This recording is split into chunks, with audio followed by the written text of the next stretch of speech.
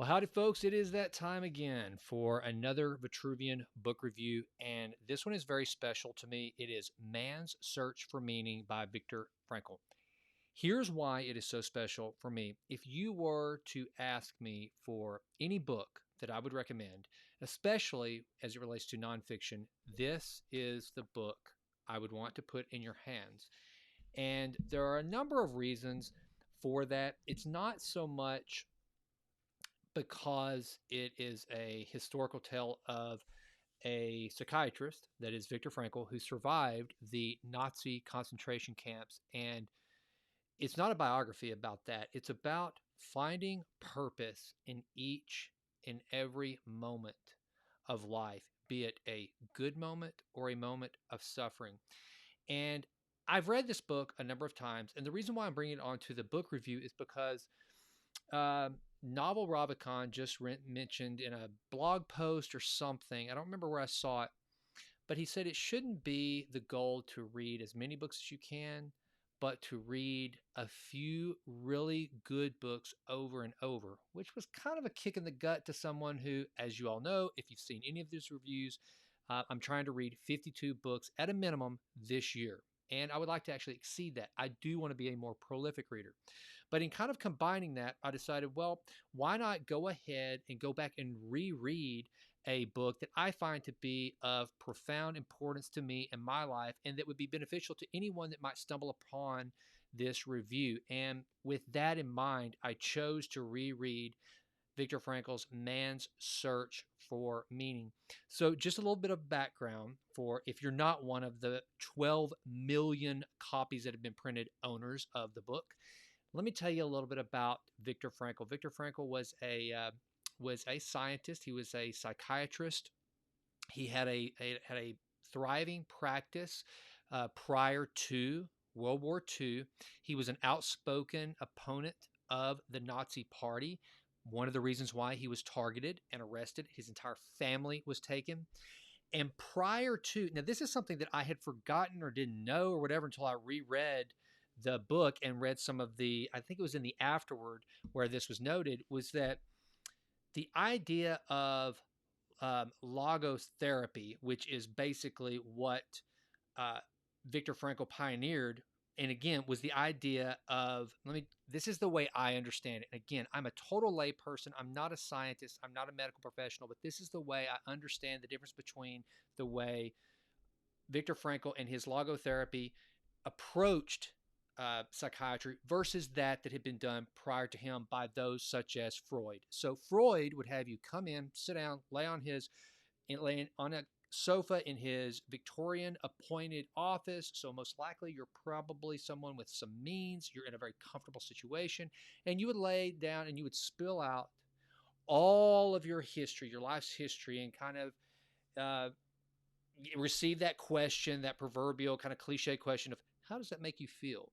So the idea was to look back over the history of your life and try to stitch together the pieces and figure out why you were the way you were at the time on that couch. What did that do to impact your life to create this person that Freud or any of the other psychoanalysts at that time were discovering in that moment? Viktor Frankl took a different approach. He thought it more important than, instead of looking back on one's life and trying to figure out this whole vague notion of what is the meaning of life as a general term, he thought of it more as, what is the meaning of this moment? Because after all, life is but a series of small moments compiled and compounded upon one another, and then you look back and you actually see what those moments created that we call a life. And we're never going to know that, right, until the last breath is taken, what all those individual moments meant, until we have a life to look at. So Viktor Frankl, he would try to convince his patients to instead focus on the meaning of a moment, be it for suffering, be it something good happening, no matter what the case may be, and figure out how they could use that moment to impact their future. That's what he wanted for his patients. Very profound. I mean, I don't know about you, but that sounds like a pretty solid plan to me. Well, here's the cool thing that I had forgotten. Or again, that I didn't know altogether. It maybe just missed me the first time I read his book. He had started to develop his theories for logotherapy before he was taken captive by the Nazis.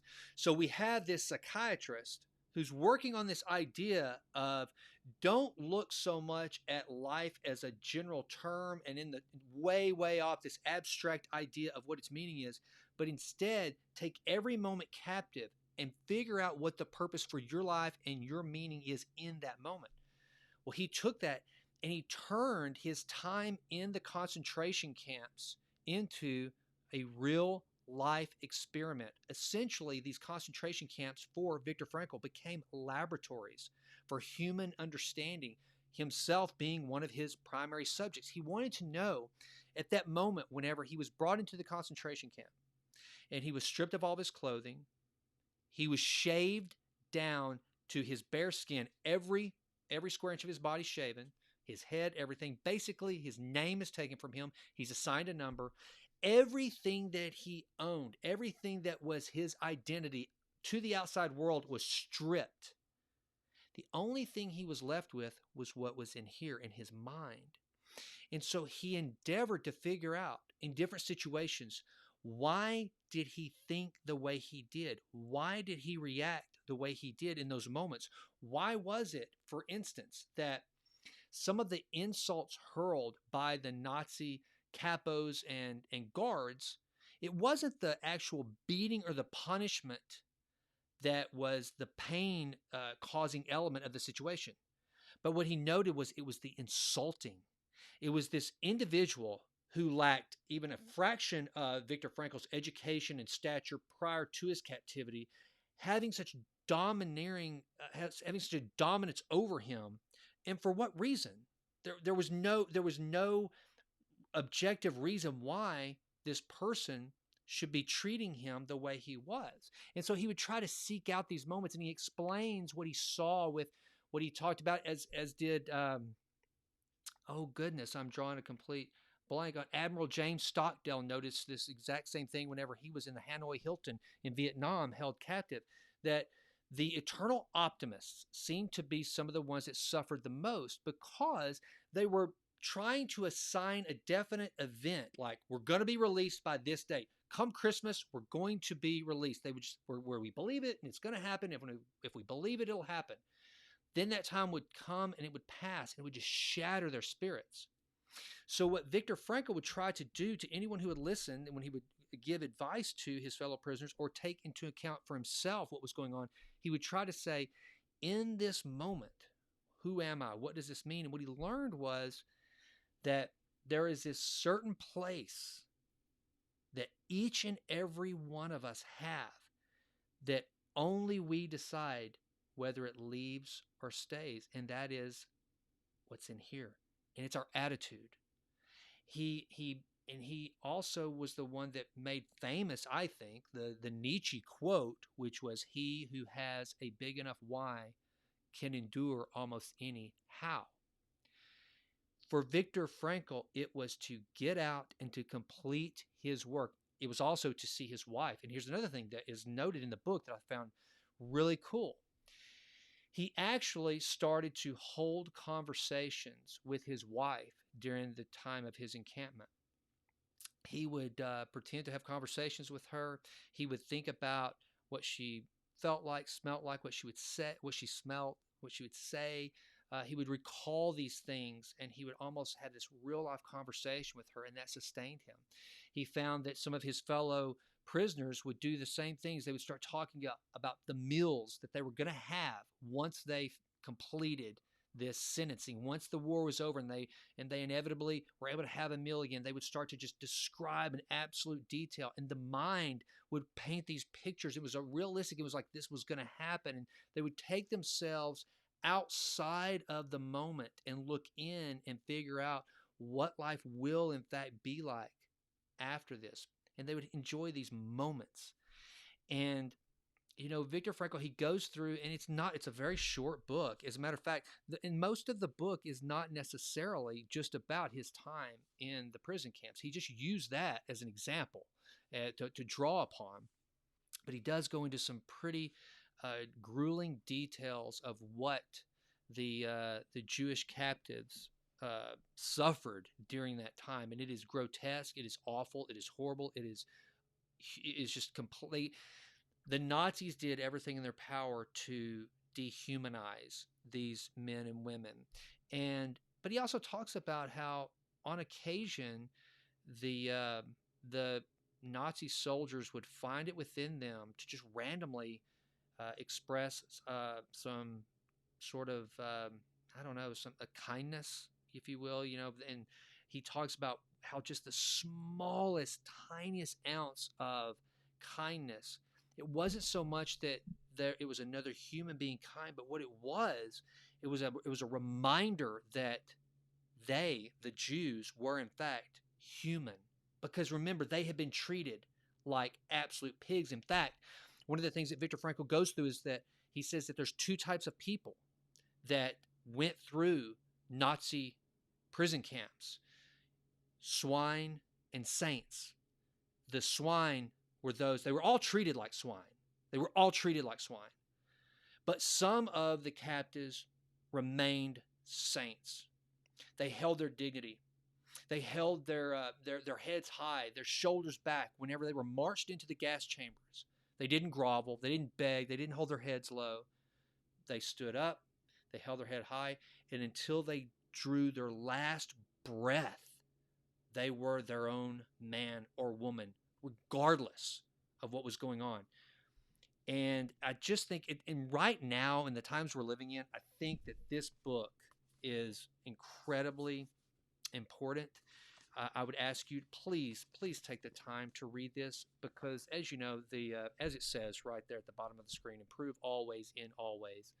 So much of our self-improvement has to do with actually getting inside our head and finding meaning in each moment in which we live, and being able to find purpose in that. And that's what Viktor Frankl describes throughout this book, how that is to be done and how he did it in real time in a Nazi prison camp. I don't care what you and I are facing.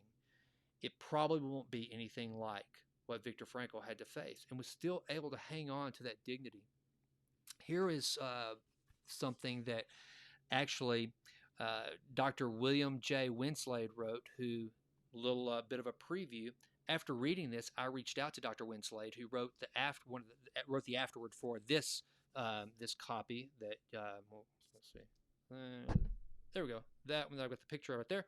This edition of Man's Search for Meaning, he actually wrote the afterword for it. I reached out to him, and I'm going to have him on the podcast on the Jason Wright Show. So I hope that you will tune in for that. It'll probably be in 3 or 4 weeks. But either way, we're going to talk about Viktor Frankl. We're going to talk about logotherapy. I'm probably pronouncing that wrong, but I'm sorry. I told you I'm not a scientist. I'm not a psychiatrist, but logotherapy.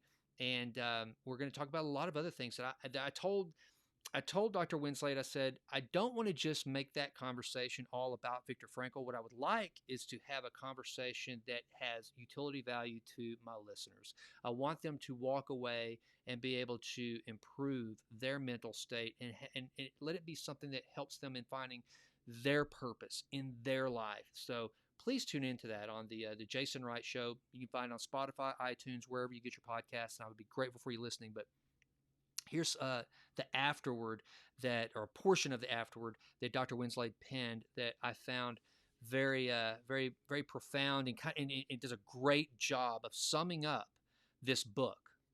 And here it is. Despite a demanding schedule, Frankl also found time to take flying lessons and pursue his lifelong passion for mountain climbing. He joked that in contrast to Freud's and Adler's depth psychology, which emphasizes delving into an individual's past and his or her unconscious instincts and desires, he practiced height psychology, which focuses on a person's future and his or her conscious decisions and actions.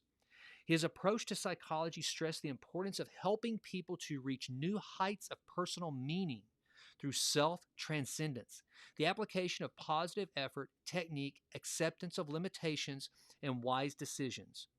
His goal was to provoke people into realizing that they could and should exercise their capacity for choice to achieve their own goals.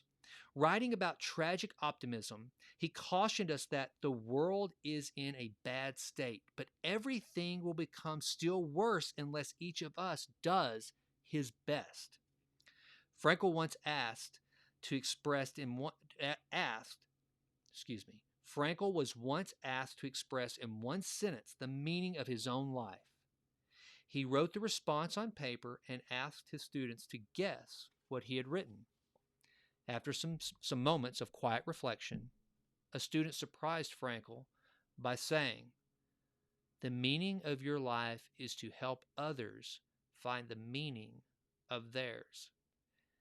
That was it exactly, Frankl said. Those are the very words I had written. You know, one of the reasons why I have my podcast, I've told all of you, is that I believe that if I am the absolute best version of myself, the fruit of that will spill over and benefit my fellow man. That's the goal. And I hope that somehow, in some way, maybe you come across one of these book reviews or you listen to the podcast and you yourself will endeavor to step out of the matrix, evaluate your life, and start realizing the power that you have in your decision-making process.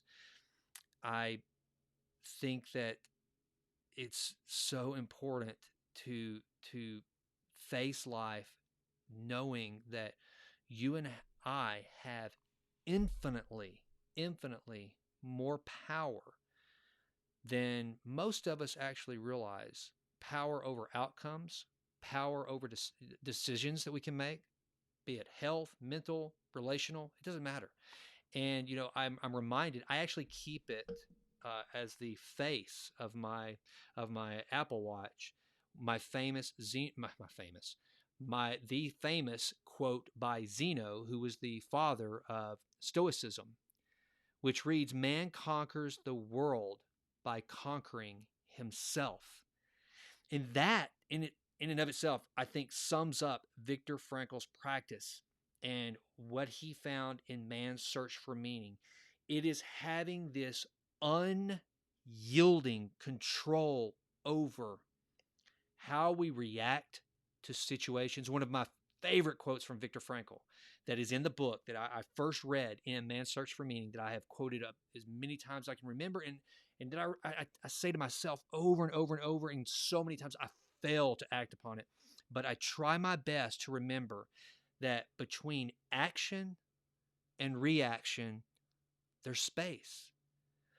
And if we can remember that we have that space between action and reaction, and we can learn to zero in on it with laser focus and control that space between action and reaction, we can change so much of the trajectory of our lives. So with that, I hope that you will read Man's Search for Meaning.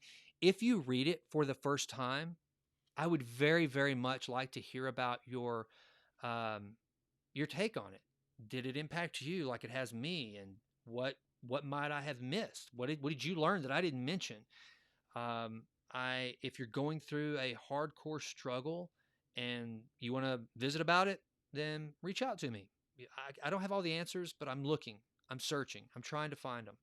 And I think that if you read this book, you will be encouraged, because you have to be mindful the entire time. This is someone who endured a hell on earth, the likes of which none of us will probably ever have to experience, and came out of it on the other side a confirmed man. What he believed about taking control of self and your attitude and finding that purpose in those individual moments was absolutely verified, and then went on to lead a purposeful life.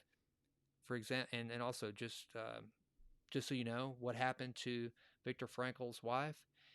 She died of starvation, most likely, with her unborn child.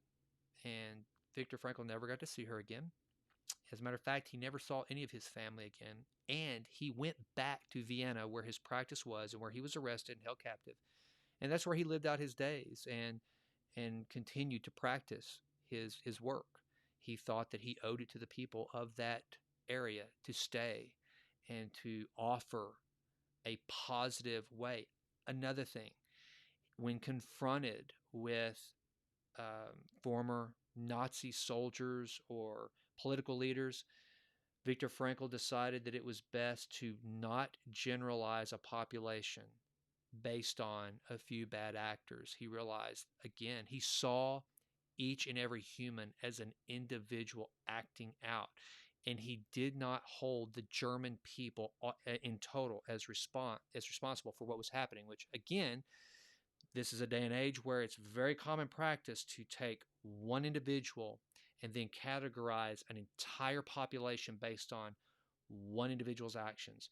Viktor Frankl, more than probably any psychiatrist or scientist of his day in his chosen field, truly saw the uniqueness of each and every individual, and then also took the time to understand the circumstances for which they had been raised and that they were living in, and tried to give that thought and realize the meaningless of bitterness and anger and holding on to that, and certainly for judging someone based on the actions of others. So it's a great book. It's a great read. I hope you will check it out. I hope you will subscribe to the Vitruvian letter, my personal newsletter. Actually, in the most recent edition, I had a write-up on man's search for meaning. I hope you will check that out. Go to jasonwrightnow.com. You can sign up there and then just check out what else I've got going on. I have a private coaching practice. I would love to help you if that's something that you're interested in, especially if you're a business leader, an entrepreneur, if you have a startup, or if you're just trying to improve always in all ways. If there is a way I can help you, I will submit you a quick application just to see if possibly we would be a good fit to partner in whatever it is that you're trying to work on. And if that seems to be the case, then we'll take it a step further and see if I can't help you out. I'd be honored to do that. With that, listen to the Jason Wright Show and keep tuning in for these book reviews. And that's it. Thank you so much for tuning in, and go read Man's Search for Meaning. I really think you will find a lot of meaning for your life by doing so. Thanks for listening.